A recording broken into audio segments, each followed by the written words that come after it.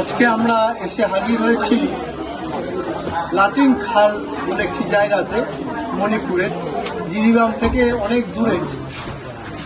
Medical টিমও আনা হয়েছিল, অনেক লোক এখানে আছে।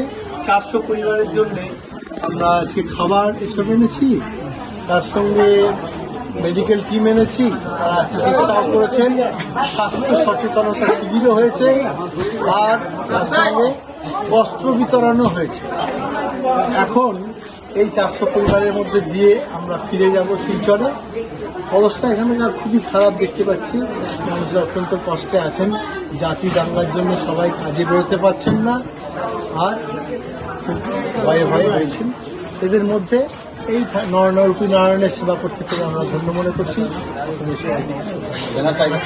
ঠাকুরমা স্বামীজির কাছে প্রার্থনা করছি যেন এখানকার অবস্থাটা তাড়াতাড়ি উন্নতি জানাচ্ছি।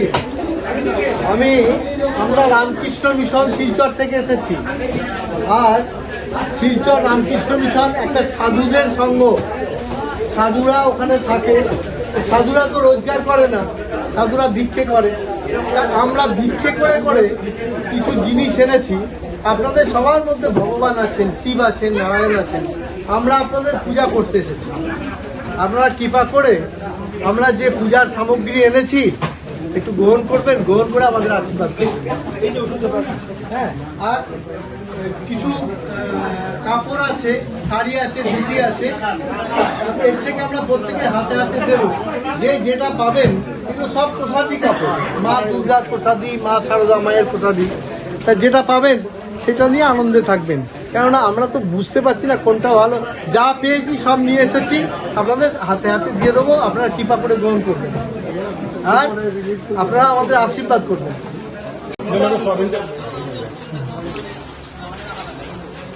ঠিক আছে,